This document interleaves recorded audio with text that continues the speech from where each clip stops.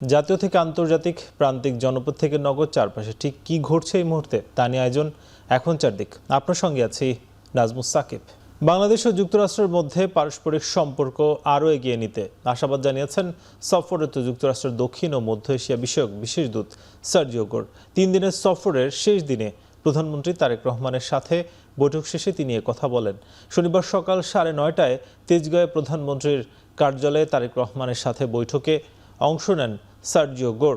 বৈঠকে বাংলাদেশ ও যুক্তরাষ্ট্রের মধ্যকার দ্বিপাক্ষিক সম্পর্ক, বাণিজ্য, বিনিয়োগ সম্প্রসারণ, আঞ্চলিক সহযোগিতা এবং পারস্পরিক স্বার্থ সংশ্লিষ্ট বিভিন্ন বিষয়ে মতবিনিময় হয়।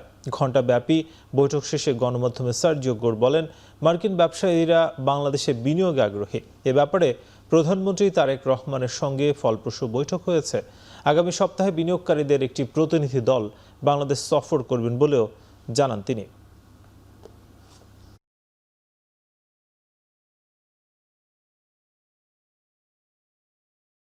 We just finished a very good meeting with the Honorable Prime Minister right here in his office. The United States holds the Prime Minister in the highest regards. We have a lot of potential, as we discussed. We have seen some of that already come out this week. We have lowered our travel advisory for Bangladesh, encouraging people to come here, both as tourists, but also as an investment climate. Just next week, we're going to have a delegation visiting of U.S. companies that are looking to invest in Bangladesh. আগামী সপ্তাহের শেষ নাগাদ যুক্তরাষ্ট্রের 25টি শীর্ষ কোম্পানির 45 জন ব্যবসায়ী বাংলাদেশ সফরে আসবে বলে জানিয়েছেন প্রধানমন্ত্রীর উপদেষ্টা মাহাদি আমিন। বিকেলে প্রধানমন্ত্রীর কার্যালয়ে ব্রিফিংয়ে তিনি বলেন, গণতান্ত্রিক অগ্রযাত্রায় পাশে থাকার কথা জানিয়েছে যুক্তরাষ্ট্র। এ সময় চলমান গ্যাস সংকট নিয়ে উপদেষ্টা বলেন, দীর্ঘ সময় ফ্যাসিবাদী শাসনের কারণে রাষ্ট্র ব্যবস্থার অনেক কাঠামো ঠিক করতে হচ্ছে। বিদ্যুৎ এবং গ্যাসের সমস্যা নিরসনে ব্যবসায়ীদের সঙ্গে প্রধানমন্ত্রীর আলোচনা হয়েছে বলেও জানান তিনি। আগামী সপ্তাহের শেষ নাগাদ যুক্তরাষ্ট্রের শীর্ষস্থানীয় প্রায় 25টি শিল্প এবং ব্যবসা প্রতিষ্ঠান থেকে শীর্ষস্থানীয় প্রায় 45 জন ব্যবসায়িক নেতৃবৃন্দ বা প্রথম সারির কর্মকর্তাবৃন্দ বাংলাদেশে আসবেন। বাংলাদেশের বিভিন্ন মন্ত্রণালয়ে যারা দায়িত্বপ্রাপ্ত রয়েছেন এবং বিভিন্ন দপ্তরে যারা গুরুত্বপূর্ণ অবস্থানে রয়েছেন, ওনাদের সাথে তারা ধারাবাহিকভাবে বৈঠক করবেন। মাননীয় প্রধানমন্ত্রীর সাথেও ওনাদের একটি বৈঠক অনুষ্ঠিত হবে। বিদ্যুৎ এবং গ্যাসের যে ঘাটতি রয়েছে, কিভাবে আমরা এনার্জি সেক্টরে যে লং টার্ম ধরে চলে আসা সমস্যা সেটা সমাধান করব, কিভাবে আমাদের এনার্জি সিকিউরিটিটাকে আরেকটু এনহ্যান্স করব, বাংলাদেশে দেশি এবং বিদেশি বিনিয়োগ বাড়ানোর জন্য আমাদের এনবিআর বা ট্যাক্সের কী ধরনের রিফর্ম করার প্রয়োজন রয়েছে, কিভাবে আমাদের পলিসি সাপোর্টটা এমন হবে যেখানে প্রাইভেট সেক্টর লেড একটা গ্রোথ আমরা ইনশিওর করতে পারি, সেগুলো নিয়ে আলোচনা হয়েছে। দেশের শীর্ষ ব্যবসায়ী ও শিল্পোদ্যোক্তাদের সঙ্গে বৈঠক করেছেন প্রধানমন্ত্রী তারেক রহমান। বৈঠকে বিনিয়োগ পরিবেশ, উন্নয়ন, শিল্প খাতের বিদ্যমান সমস্যা, জ্বালানি সংকট, করনীতি ও রপ্তানি বৃদ্ধির ইস্যুতে আলোচনা হয়। শনিবার দুপুরে প্রধানমন্ত্রী তেজগাঁও কার্যালয়ে প্রায় 3.5 ঘণ্টা ধরে এই বৈঠক অনুষ্ঠিত হয়। বৈঠকে ব্যবসায়ীরা বিদ্যুৎ ও জ্বালানি সরবরাহ, কর ব্যবস্থা, নিয়ন্ত্রক সংস্থার জটিলতা, দক্ষ জনশক্তি এবং বিনিয়োগ বান্ধব পরিবেশ নিশ্চিত করার বিষয়ে তাদের মতামত তুলে ধরেন। প্রধানমন্ত্রীর বেসরকারি খাতের সঙ্গে নিয়মিত সংলাপে বসা এবং ব্যবসা বান্ধব পরিবেশ তৈরিতে সরকারের অঙ্গীকার পুনর্ব্যক্ত করেন। ব্যবসায়ীদের দাবির প্রেক্ষিতে বিমান ও সমুদ্র বন্দরে আমদানি রপ্তানি কার্যক্রম 24 ঘণ্টা চালু রাখার নির্দেশ দিয়েছেন প্রধানমন্ত্রী। এছাড়া বেসরকারি খাতে সরকারের নীতি সহায়তা অব্যাহত থাকবে বলেও আশ্বাস দেন প্রধানমন্ত্রী তারেক রহমান। রাষ্ট্রপতি প্রার্থী নির্বাচনের দায়িত্ব প্রধানমন্ত্রী ও দলের চেয়ারম্যানের ওপর দিয়েছে বিএনপির স্থায়ী কমিটি। রাতে গুলশানে কমিটির দীর্ঘ বৈঠক শেষে কথা জানান বিএনপির মহাসচিব মির্জা ফখরুল ইসলাম আলমগীর। মির্জা ফখরুল বলেন, বৈঠকে দেশের সামগ্রিক রাজনৈতিক পরিস্থিতি নিয়ে দীর্ঘ আলোচনা হয়। এ সময় বিএনপির স্থায়ী কমিটির সদস্য স্বরাষ্ট্রমন্ত্রী সালাউদ্দিন আহমদও জানান, দলের প্রধান হিসেবে প্রধানমন্ত্রী তারেক রহমানের কাছে রাষ্ট্রপতি পদে প্রার্থী নির্বাচনের দায়িত্ব দেওয়া হয়েছে। এক প্রশ্নের জবাবে তিনি জানান, তফসিল ঘোষণার পর রাষ্ট্রপতি নির্বাচনের জন্য বিশেষ অধিবেশনের প্রয়োজন পড়লে স্পিকারের সাথে আলোচনা করে সিদ্ধান্ত নেওয়া হবে।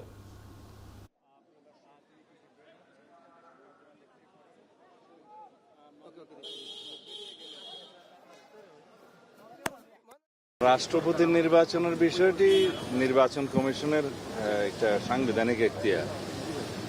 সাংবিধানিক এখতিয়ার হিসেবে 2টা আছে নির্বাচন কমিশনের, একটা সংসদ নির্বাচন আর একটা রাষ্ট্রপতি নির্বাচন। রাষ্ট্রপতির পদ শূন্য হলে মাননীয় স্পিকার অস্থায়ীভাবে ভারপ্রাপ্ত রাষ্ট্রপতি দায়িত্ব পালন করছেন। আইন অনুসারে 90 দিনের মধ্যে এটা রাষ্ট্রপতি নির্বাচন অনুষ্ঠান করতে হবে। আমাদের দলের পক্ষ থেকে আমাদের রাষ্ট্রপতি নির্বাচনের প্রার্থী নির্বাচন, কবে নির্বাচন হবে, সব দায়িত্ব আমাদের দলের চেয়ারম্যান এবং মাননীয় প্রধানমন্ত্রী জনাব তারেক রহমানের উপরে ন্যস্ত করা হয়েছে। নির্বাচন কমিশনে দলীয় লোক বসানো হয়েছে। অভিযোগ তুলে জামায়াতের আমির ডক্টর শফিকুর রহমান বলেন, স্থানীয় সরকার নির্বাচনের আগে সরকারের বিভিন্ন প্রক্রিয়া নিয়ে বিরোধী দল উদ্বিগ্ন। দুপুরে সিলেটে এক অনুষ্ঠানে সাংবাদিকদের প্রশ্নের জবাবে তিনি এ মন্তব্য করেন। ডক্টর শফিকুর রহমান বলেন, বাংলাদেশ ও যুক্তরাষ্ট্রের দ্বিপাক্ষিক বিষয়ে আলোচনা হলে তা দেশের সরকার ও বিরোধী দলের সঙ্গেই হওয়া উচিত। এ ধরনের বিষয়ে অন্য কোনো দেশের সঙ্গে আলোচনা কাম্য নয় বলে মন্তব্য করেন তিনি। এছাড়া গণভোটের রায় বাস্তবায়ন না হলে এর পরিণতি ভয়াবহ হতে পারে বলে সরকারের প্রতি সতর্কবার্তা দেন জামায়াত আমির। দেশব্যাপী চাঁদাবাজি ও দুর্নীতি বন্ধে কার্যকর পদক্ষেপ নিতে এবং এ বিষয়ে প্রধানমন্ত্রীকে মুখ্য ভূমিকা পালনের আহ্বান জানান তিনি।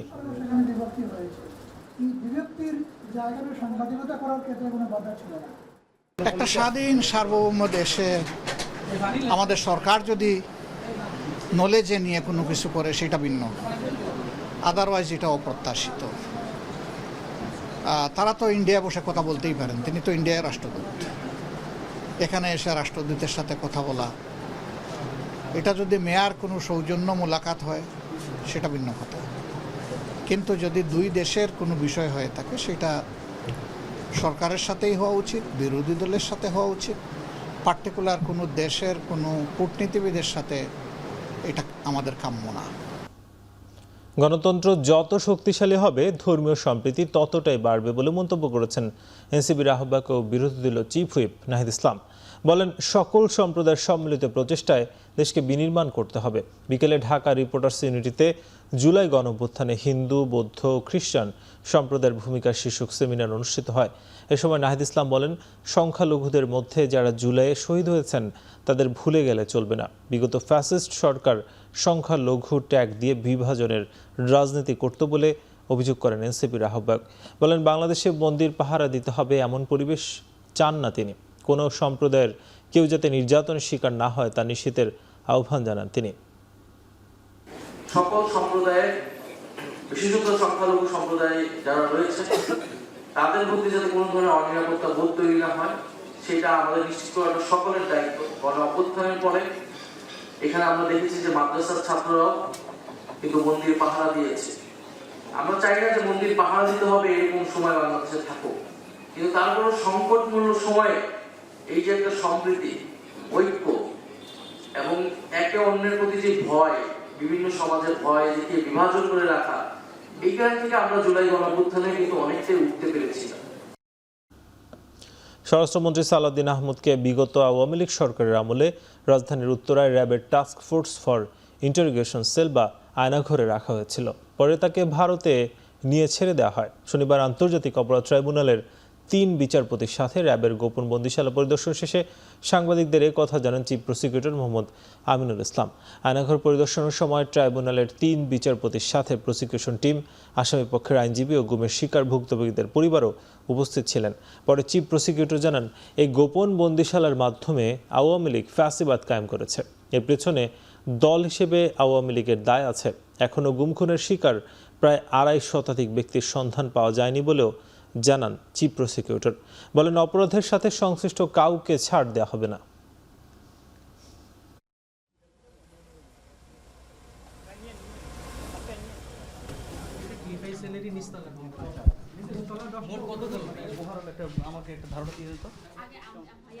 যে রাজনৈতিক সরকার সেই রাষ্ট্রটিকে পরিচালনা করেছিলেন সেই সরকার এবং ওই রাজনৈতিক দলের দায় কোনো অংশেই কম নয়। যারা এরকম অমানবিক ঘটনার জন্ম দিয়েছিলেন, মানবতা বিরোধী অপরাধ সংগঠনে সহায়তা করেছিলেন, প্রত্যেককেই আইনের আওতায় আনা উচিত বলে আমরা মনে করি। রাষ্ট্রীয় হস্তক্ষেপে এখন আর কাউকে গুম, খুন, বিচার বহির্ভূত হত্যা করা হচ্ছে না বলে মন্তব্য করেছেন প্রধানমন্ত্রীর উপদেষ্টা রুহুল কবির রিজভী। রাজধানীর কাকরাইলে সরকারি পলিটেকনিক স্কুল কলেজ শিক্ষক কর্মচারী সমিতির অভিষেক ও আলোচনা সভায় তিনি মন্তব্য করেন। রিজভী আরও বলেন, দেশের স্বার্থে যে কোনো বিদেশি রাষ্ট্রের সাথে চোখে চোখ রেখে কথা বলবে বর্তমান সরকার। জাতিকে করতে হলে কারিগরি শিক্ষার বিকল্প নেই জানিয়ে এ ধরনের শিক্ষায় উৎসাহ তৈরি করার আহ্বান জানান তিনি। বলেন, কারিগরি শিক্ষার প্রসার ঘটলে এগিয়ে যাবে বাংলাদেশ। অনেকে অনেক কথা বলছেন কি হলো 4-5 মাসে, কিন্তু এটা তো ঠিক, রাষ্ট্রীয় পৃষ্ঠপোষকতায় তো কেউ গুম হচ্ছে না, কেউ তো বিচার বহির্ভূত হত্যার শিকার হচ্ছে না। আজকে জনাব তারেক রহমান ক্ষমতাসীন হওয়ার পর থেকে রাষ্ট্রীয় পৃষ্ঠপোষকতায় আমরা কাউকে গুম হওয়ার কথা শুনিনি, আমরা কোনো বিচার বহির্ভূত হত্যার কথা শুনিনি, আমরা গুপ্ত হত্যার কথা শুনিনি, আমরা টাকা পাচারের কথা শুনিনি, আমরা ব্যাংক লুট করার কথা শুনিনি। রাজধানীর মিরপুর ও ফার্মগেট মেট্রো স্টেশনে পাওয়া বস্তু বোমা নয় বলে দাবি করেছে পুলিশ। প্রেস বিজ্ঞপ্তিতে ডিএমপি জানায়, ঘটনাস্থলে রাখা ব্যাগে জর্দার কৌটা ও পান পাওয়া গেছে। ডিএমপির দাবি, মিরপুর 10 মেট্রো স্টেশন এলাকায় রাখা ব্যাগটি এক্স রে পরীক্ষার মাধ্যমে পর্যবেক্ষণের পর ভেতরে কৌটা সদৃশ ইমেজ দেখা যায়। পরে বস্তুটিকে নিষ্ক্রিয় করার ব্যবস্থা নেওয়া হয়। এর ভেতরে জর্দার কৌটা ও পান পাওয়া গেছে। আর ফার্মগেটে থাকা পরিত্যক্ত বস্তা পরীক্ষা করে বোম ডিসপোজাল ইউনিট। তবে বস্তার ভেতরে কোনো বিস্ফোরক বস্তু পাওয়া যায়নি বলে দাবি করে পুলিশ। এ সময় কিছুক্ষণের জন্য বন্ধ থাকলেও পরিস্থিতি নিয়ন্ত্রণে আসার পর স্বাভাবিক হয় মেট্রো চলাচল।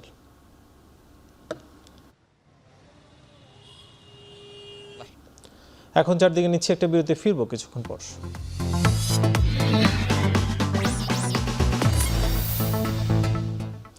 আবারও স্বাগত, দেখছেন এখন চারদিক। বিএনপি গণতন্ত্র চর্চা করতে চাইলেও কেউ সংসদের পরিবর্তে রাজপথকে বেছে নিতে চাইছে বলে মন্তব্য করেছেন তথ্যমন্ত্রী জহিরুদ্দিন স্বপন। দেশের স্বার্থে সরকার কঠোর হতে পিছপা হবে না বলেও হুঁশিয়ারি দেন তিনি। শনিবার প্রেস ক্লাবে বিপিজে-এর আয়োজিত ফ্যাসিবাদের 15 বছর ও 24-এর গণঅভ্যুত্থান স্মরণে আলোকচিত্র প্রদর্শনীর উদ্বোধন অনুষ্ঠানে তিনি এসব কথা বলেন। ফ্যাসিবাদের সময় শেষ, এখন সময় দেশ গড়ার মন্তব্য করে তথ্যমন্ত্রী বলেন, জনগণ সরকারকে ক্ষমতায় বসিয়েছে, সেই দায়িত্ব সরকার পালন করবে। অনুষ্ঠানে যোগ দিয়ে মুক্তিযুদ্ধ বিষয়ক মন্ত্রী বলেন, ফ্যাসিবাদের ছোবলে ক্ষতবিক্ষত বাংলাদেশকে পুনর্নির্মাণ করার চেষ্টা করছে বিএনপি। তখনই একটি পক্ষ সরকারকে প্রশ্নবিদ্ধ করছে।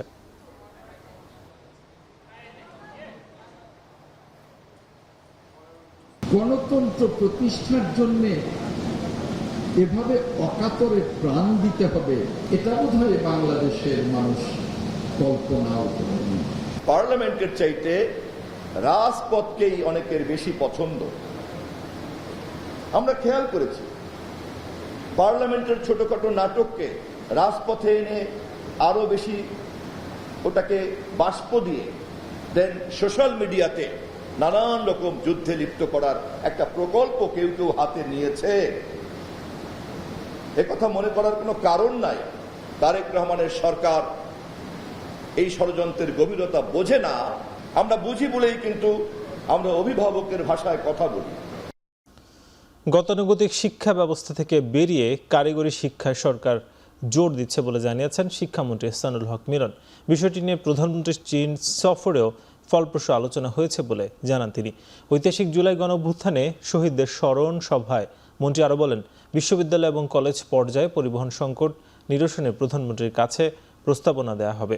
অনুষ্ঠানে মায়ের ডাকের প্রধান সমন্বয়ক ও সংরক্ষিত নারী আসনের এমপি সানজিদা তুলি বলেন, দেশকে এগিয়ে নিতে দলীয়করণের ঊর্ধ্বে উঠে কাজ করতে হবে। স্বৈরাচারের বিরুদ্ধে কোনো আপোষ নয় বলে সাফ জানান তিনি। এ সময় ছাত্রদল সভাপতি রাকিবুল ইসলাম রাকিব বলেন, অভ্যন্তরীণ রাজনীতি নিয়ে মতভিন্নতা থাকলেও জুলাই নিয়ে ছাত্র সংগঠনগুলোর মধ্যে কোনো বিরোধ নেই। অনুষ্ঠানে জুলাই আন্দোলনে শহীদ ও আহতদের স্মরণ করেন বক্তারা।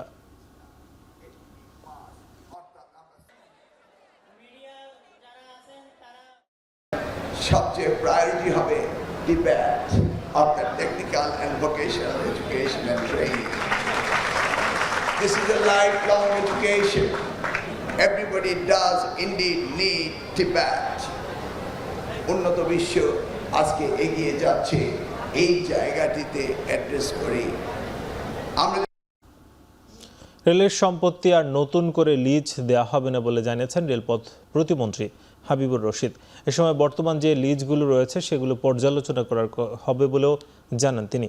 বিকেলে চট্টগ্রাম রেল স্টেশনে কথা বলেন তিনি। সরকার রেলের জায়গায় বৃহৎ পরিসরে সৌর বিদ্যুৎ প্রকল্প বাস্তবায়নে আগ্রহী বলে জানান প্রতিমন্ত্রী। তিনি বলেন, বর্তমান সরকার জনগণের সরকার, জনগণের প্রতি সরকারের জবাবদিহিতা আছে। বর্তমান টেন্ডার প্রক্রিয়ায় দলীয়করণের সুযোগ নেই। তারপরেও কোনো অনিয়মের অভিযোগ পাওয়া গেলে তা সরকার আমলে নিয়ে তদন্ত করবে বলে জানান তিনি। এ সময় তিনি ঢাকা, চট্টগ্রাম ও ঢাকা কক্সবাজার রুটে যাত্রী সেবা বাড়াতে সরকারের নানান উদ্যোগ তুলে ধরেন। নতুন একটি কড লাইনের মাধ্যমে নারায়ণগঞ্জ থেকে কুমিল্লা একটি কড লাইন তৈরি করে ফিজিবিলিটি স্টাডি কাজ চলছে। সেটি যদি বাস্তবায়ন করা হয় তাহলে প্রায় ৮০ কিলোমিটারের মধ্যে আমাদের দূরত্ব কমে যাবে। আইনি জটিলতা শেষ হলে সিলেটের বিভিন্ন পাথর কোয়ারি থেকে আবারও সনাতন পদ্ধতিতে পাথর উত্তোলন শুরু হবে বলে জানিয়েছে প্রবাসী কল্যাণ ও বৈদেশিক কর্মসংস্থান মন্ত্রী আরিফুল হক চৌধুরী। বিকেলে সিলেটের জাফলংয়ে সিলেট জাফলং রুটের রেলপথ নির্মাণের প্রাথমিক প্রস্তুতি ও সম্ভাব্যতা যাচাই শেষে সাংবাদিকদের প্রশ্নের জবাবে তিনি কথা বলেন। এ সময় মন্ত্রী জানান, অন্তর্বর্তীকালীন সরকারের সময় পাথর উত্তোলন নিয়ে উচ্চ আদালতে মামলা চলমান রয়েছে। আইনজীবীদের মাধ্যমে বিষয়টি নিষ্পত্তির চেষ্টা চলছে। আইনি প্রক্রিয়া শেষ হলেই পরিবেশসম্মত সনাতন পদ্ধতিতে পাথর উত্তোলন শুরু করা হবে। সনাতন পদ্ধতিতে পাথর কোয়ারি খোলা হবে। তো এখানে জানেন অন্তর্বর্তীকালীন সরকারের সময় এখানে মহামান্য হাইকোর্টে কতগুলো বিষয়ে মামলা আমরা সেটা নিয়ে আমাদের আইনজীবীদের মাধ্যমে আমরা সেটা প্রসেস শুরু করেছি। খুব সহসাই এটা হয়তো জাফলং যেহেতু ডেডিকেটেড হয়েছে, এটা বাদে বাকি সব অংশ থেকে আমরা সনাতন পদ্ধতিতে চালু হবে। বিগত সময়ে হজ যাত্রা নিয়ে সিন্ডিকেট হয়েছিল, এবার তার সরকার ভেঙে দিয়েছে। বাংলাদেশ চীন মন্ত্রী সম্মেলন কেন্দ্রে হজ ও ওমরা ফেয়ার এর সমাপনী অনুষ্ঠানে এ মন্তব্য করেন বেসামরিক বিমান পরিবহন ও পর্যটন মন্ত্রী আফরোজা খানম। সৌদি সরকারের সঙ্গে কথা বলে কর কমাতে পারলে বিমান ভাড়া যা কমানো হয়েছে তার থেকে আরও কমানো সম্ভব হবে বলে জানান তিনি। একসাথে কোনো মধ্যস্বত্বভোগী বা দালাল দ্বারা হজে যে প্রতারিত না হয়ে হাবের মাধ্যমে যার অনুরোধ জানান সংগঠনের সভাপতি সৈয়দ গোলাম সরোয়ার। হজের বিমান ভাড়া নিয়ে একটা সিন্ডিকেট হয়েছিল, কিন্তু আমাদের গণপ্রজাতন্ত্রী বাংলাদেশ সরকারের মাননীয় প্রধানমন্ত্রী সেই সিন্ডিকেটটা কিন্তু ভেঙে দিয়েছেন। তিনি আমাদের ডাক দিয়ে শুধু একটাই কথা বলেছেন যে আমার হজ যাত্রীদের জন্য কোনো অসুবিধা না হয়, তারা যেন সাশ্রয়ী মূল্যে নিরাপদ এবং সেবামূলক হজের সুবিধা পায়, এই কথাটা আমাদের নির্দেশ দিয়েছেন। দেশের বিভিন্ন জেলায় তীব্র আকার ধারণ করেছে গ্যাস সংকট। ফিলিং স্টেশন থেকে শুরু করে শিল্প কারখানা সবখানেই গ্যাসের স্বল্পতায় বাড়ছে ভোগান্তি। নিয়মিত গ্যাস বিল পরিশোধ করলেও সার্ভারে মিলছে না কাঙ্ক্ষিত সেবা। দিনের অধিকাংশ সময় চুলায় আগুন না থাকায় অনেকেই বাধ্য হয়ে কাঠ কিংবা বৈদ্যুতিক চুলায় রান্না করছেন। গ্যাসের পর্যাপ্ত চাপ না থাকায় ফিলিং স্টেশনগুলোতেও দীর্ঘ লাইনে অপেক্ষায় চালকরা। এতে কমছে আয়, ব্যাহত হচ্ছে যাত্রী পরিবহন। মানিকগঞ্জেও গত 2 সপ্তাহ ধরে একই চিত্র। বিভিন্ন ফিলিং স্টেশনে 4 থেকে 5 ঘন্টা অপেক্ষার পরও মিলছে না চাহিদা মতো গ্যাস। ময়মনসিংহের দীঘার কান্দা এলাকার একটি স্টেশন ছাড়া প্রায় সব ফিলিং স্টেশনেই গ্যাস সরবরাহ বন্ধ। এদিকে গ্যাস সংকটের প্রভাব পড়েছে শিল্প খাতেও। তবে দ্রুত এমন অবস্থা থেকে উত্তরণের কাজ চলছে বলে জানিয়েছে তিতাস গ্যাস কর্তৃপক্ষ।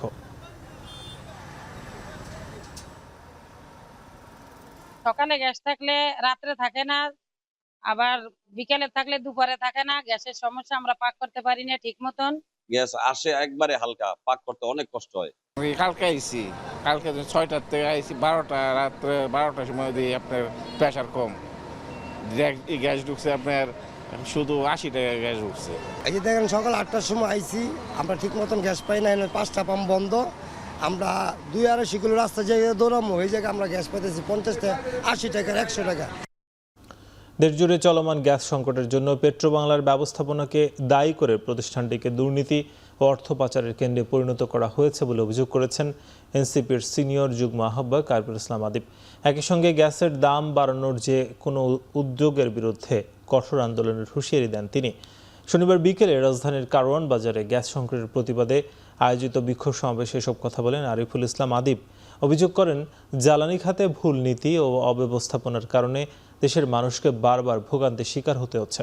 তেলের দাম বৃদ্ধির পর এবার গ্যাস সংকটকে অজুহাত হিসেবে ব্যবহার করে গ্যাসের দাম বাড়ানোর সুপারিশ করা হয়েছে। গ্যাসের দাম বাড়ানো হলে তার প্রভাব পরিবহন ব্যয় থেকে শুরু করে নিত্য প্রয়োজনীয় পণ্যের বাজার পর্যন্ত পড়বে বলে সতর্ক করেন এনসিপির এই নেতা। সমাবেশ শেষে পেট্রোবাংলার কার্যালয়ের সামনে প্রতীকী মিছিল ও বিক্ষোভ কর্মসূচি পালন করেন এনসিপির নেতাকর্মীরা।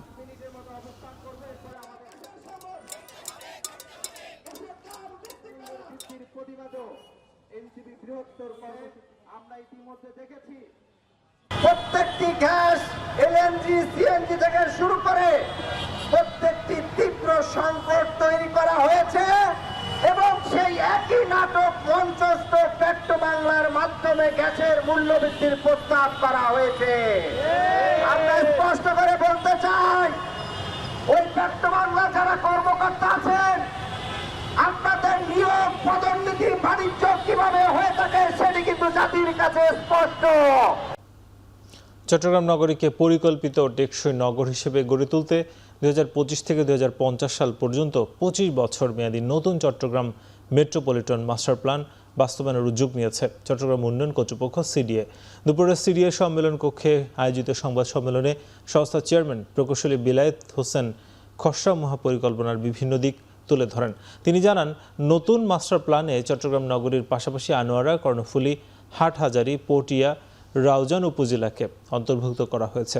প্রায় 1255 বর্গ কিলোমিটার এলাকা জুড়ে প্রণীত এই মহাপরিকল্পনা নিয়ে আগামী 2 মাস সাধারণ মানুষের মতামত গ্রহণ করা হবে। এ সময়ের মধ্যে সিডিএর ওয়েবসাইটে যে কেউ পরামর্শ মতামত দিতে পারবেন। মাস্টার প্ল্যানে 1 সিটি 2 টাউন ধারণার মাধ্যমে সমন্বিত নগর উন্নয়ন, দুর্যোগ ঝুঁকি মোকাবিলায় 3D মানচিত্র ও লিকুইফেকশন হ্যাজার্ড ম্যাপ প্রণয়ন এবং পুরো এলাকাকে 6টি কৌশলগত জোনে ভাগ করার পরিকল্পনা রাখা হয়েছে। খাল ও ড্রেন পুনরুদ্ধারের পাশাপাশি আইওটি সেন্সর এবং স্বয়ংক্রিয় সিল্ট ট্র্যাপ প্রযুক্তি ব্যবহার করে জলাবদ্ধতা নিয়ন্ত্রণেরও পরিকল্পনা আছে মাস্টার প্ল্যানে।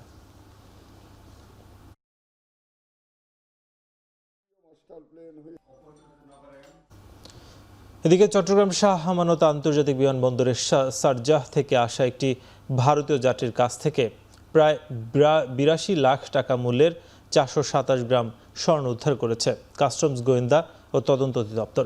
অন্তর্বাসের ভেতরে অভিনব কায়দায় লুকিয়ে 9টি স্বর্ণের টুকরো নিয়ে আসে ভারতীয় যাত্রী তামিম আনসারি।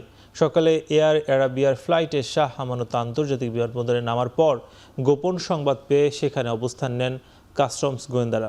গ্রিন চ্যানেল অতিক্রম করার পর তাকে আটক করে দেহ তল্লাশি করলে অন্তর্বাসের ভেতরে পাওয়া যায় বিশেষ কায়দায় লুকানো স্বর্ণের টুকরোগুলো। আটক ব্যক্তিকে জিজ্ঞাসাবাদে জানা যায় এই রুটে তার নিয়মিত যাতায়াত।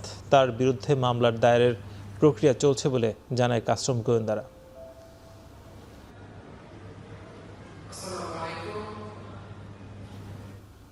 নিচে আরেকটা বিরতি, ফিরব কিছুক্ষণ পর।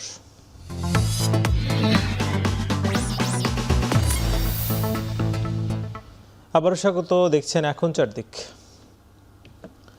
মধুমতি ব্যাংকের 13তম বার্ষিক সাধারণ সভা রাজধানীর শেরাটন ঢাকা হোটেলে অনুষ্ঠিত হয়েছে। ব্যাংকের পরিচালনা পর্ষদের চেয়ারম্যান সালাউদ্দিন আলমগীরের সভাপতিত্বে সভা অনুষ্ঠিত হয়। সদস্যগণ সভায় ব্যাংকের ভবিষ্যৎ কৌশল, সেবা সম্প্রসারণ এবং গ্রাহক সেবার মান উন্নয়ন নিয়ে মতামত প্রদান করেন। সভার মাধ্যমে ব্যাংকটির আগামী দিনের পরিকল্পনা এবং দিক নির্দেশনাও তুলে ধরেন ঊর্ধ্বতন কর্মকর্তারা। এ সময় সভায় উপস্থিত ছিলেন ভাইস চেয়ারম্যান মোহাম্মদ ইসমাইল হোসেন, নির্বাহী কমিটির চেয়ারম্যান মুস্তফা কামাল সহ ঊর্ধ্বতন কর্মকর্তারা।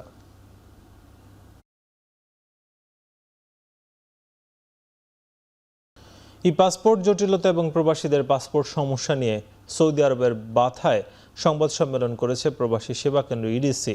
প্রবাসীদের ই পাসপোর্ট আবেদন, সার্ভার সমস্যা, নাম ও তথ্যের সংশোধন জটিলতা এবং এমআরপি থেকে ই পাসপোর্টে রূপান্তরের ক্ষেত্রে সৃষ্টি হওয়া ভোগান্তির অবসান ঘটাতে নিজস্ব পরিকল্পনার বিষয়ে জানান ইডিসির কর্মকর্তারা। নিশ্চিত করেছেন সরকার কর্তৃক নির্ধারিত ফি এবং আবেদনের জন্য মোট 45 রিয়াল নিয়ে গ্রাহকের হাতে পাসপোর্ট তুলে দিচ্ছেন তারা।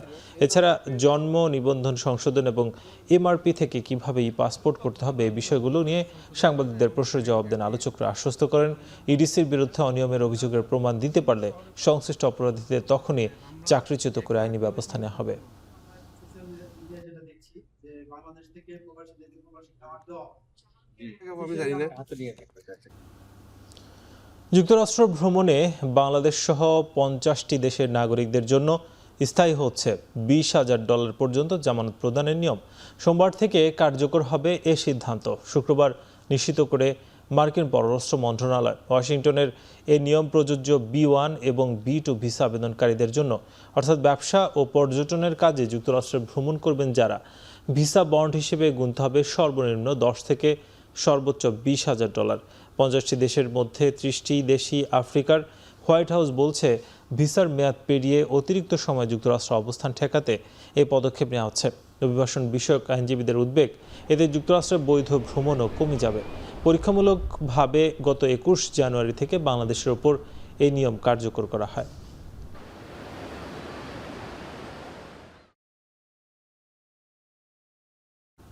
এদিকে পাকিস্তানের লাহোরে আজাদ কাশ্মীরের শাসন ব্যবস্থা সংস্কারের দাবিতে চলমান সমাবেশের মধ্য থেকে বেশ কয়েকজনকে আটক করেছে পুলিশ। শুক্রবার লাহোর প্রেস ক্লাবের বাইরে জড়ো হয়ে কাশ্মীরে আন্দোলনরতদের প্রতি সংহতি জানিয়ে সমাবেশের ডাক দিয়েছিল নাগরিক সমাজের একাংশ।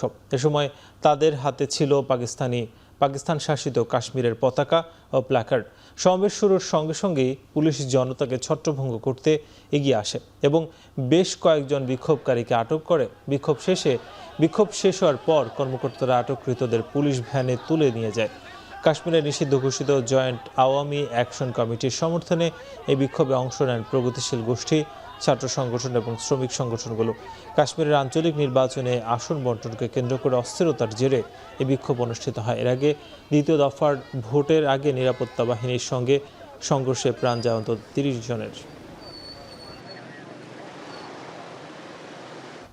পাকিস্তানের অন্যতম সর্বোচ্চ পর্বতশৃঙ্গ ব্রড পিকে তুষার ধসে নিখোঁজ 3 জনের মরদেহ উদ্ধার করা হয়েছে। শুক্রবার রাতে এক বিবৃতিতে এই খবরটি নিশ্চিত করেছে স্থানীয় কর্তৃপক্ষ। এতে বলা হয়, এদের মধ্যে একজন মার্কিন, একজন ওমানি এবং একজন নেপালি নাগরিক রয়েছেন। এর মধ্যে নিখোঁজ বাকি 6 জনের খোঁজে শনিবার পুনরায় অভিযান শুরু করেছে পাকিস্তানের উদ্ধারকারীদের দল। বৃহস্পতিবার তুষারধসে আঘাতে প্রখ্যাত ব্রিটিশ নেপালি পর্বতারোহী নির্মল পূর্জার নেতৃত্বে 10 সদস্যের আন্তর্জাতিক অভিযাত্রী দলের সাথে যোগাযোগ বিচ্ছিন্ন হয়। উল্লেখ্য, নিখোঁজদের মধ্যে ব্রিটিশ নেপালি এই পর্বতারোহীও রয়েছে।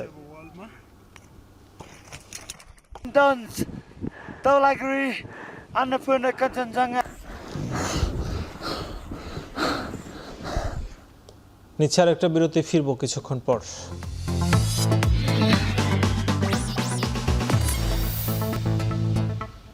আবারও স্বাগত, দেখছেন এখন চারদিক। অস্ট্রেলিয়ার বিপক্ষে প্রথম টেস্টের স্কোয়াডে অন্তর্ভুক্ত করা হয়েছে লিটন দাসকে। এর আগে ইনজুরির কারণে তাকে ছাড়াই ঘোষণা করা হয় দল। শনিবার দুপুরে গণমাধ্যমে পাঠানো এক সংবাদ বিজ্ঞপ্তিতে বিসিবি জানিয়েছে, বাম পায়ের কাফ ইনজুরি থেকে দ্রুত সেরে উঠছেন লিটন দাস। সুস্থতার হার প্রত্যাশার চেয়েও ভালো হয় অস্ট্রেলিয়ার বিপক্ষে প্রথম টেস্টের আগে ফুল ফিট হয়ে উঠতে পারেন তিনি। আগামী 13 আগস্ট ডারউইনে শুরু হবে 2 ম্যাচ সিরিজের প্রথম টেস্ট। এখনও প্রায় 2 সপ্তাহ সময় থাকায় লিটনকে ম্যাচের স্কোয়াডে অন্তর্ভুক্ত করা হয়েছে। ইনজুরির কারণে গত জুন থেকে মাঠের বাইরে এই উইকেট কিপার ব্যাটার। দলের সঙ্গে যোগ দিতে আগামীকাল রোববার অস্ট্রেলিয়ার উদ্দেশ্যে রওনা দেবেন লিটন।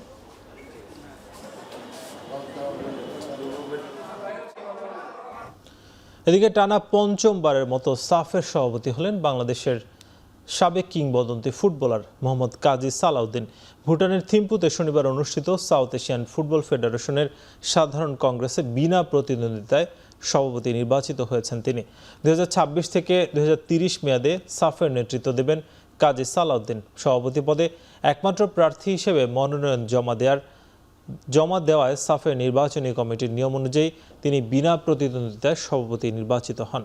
2009 সালে প্রথমবার সাফ সভাপতি নির্বাচিত হওয়ার পর টানা 4 মেয়াদ দায়িত্ব পালন করে আসছিলেন সালাউদ্দিন।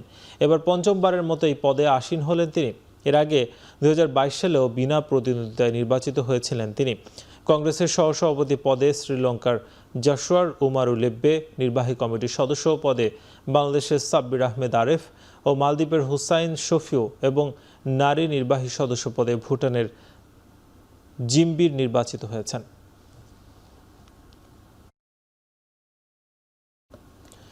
বিশ্বজুড়ে তীব্র বিরোধিতা আর অভ্যন্তরীণ বিদ্রোহের মুখে বিশ্বকাপ ফুটবলের স্বত্ব বিক্রির 15 বিলিয়ন পাউন্ডের পরিকল্পনা বাতিল করেছে ফিফা। আনুষ্ঠানিকভাবে এই সিদ্ধান্ত প্রত্যাহার করেছেন প্রেসিডেন্ট জিয়ানি ইনফান্তিনো। ইউরোপ ও উত্তর আমেরিকার পর এশিয়ান ফুটবল কনফেডারেশন এএফসি সরাসরি ডিলটির বিরুদ্ধে অবস্থান নিলে মূলত আটকে যান ইনফান্তিনো। প্রয়োজনীয় দেশের সমর্থন না পেয়ে কোণঠাসা হয়ে পড়ে ফিফা। এর মাঝেই ফিফা সভাপতির বিরুদ্ধে শুরু হয় নজিরবিহীন বিদ্রোহ। প্রতিবাদে পদত্যাগ করেন তার জ্যেষ্ঠ উপদেষ্টা কার্লোস কর্ডিরো। আর মার্কিন প্রেসিডেন্ট ডোনাল্ড ট্রাম্প স্পষ্ট জানান, এই চুক্তির ব্যাপারে তিনি কিছুই জানেন না। চতুর্মুখী চাপে শেষ পর্যন্ত পিছু হটতে বাধ্য হলেন ইনফান্তিনো। তবে স্বত্ব বিক্রির পরিকল্পনা ভেস্তে গেলেও সেপ্টেম্বর থেকেই 64 দলের বিশ্বকাপ আয়োজনের পরিকল্পনা নিয়ে এগোচ্ছে ফিফা।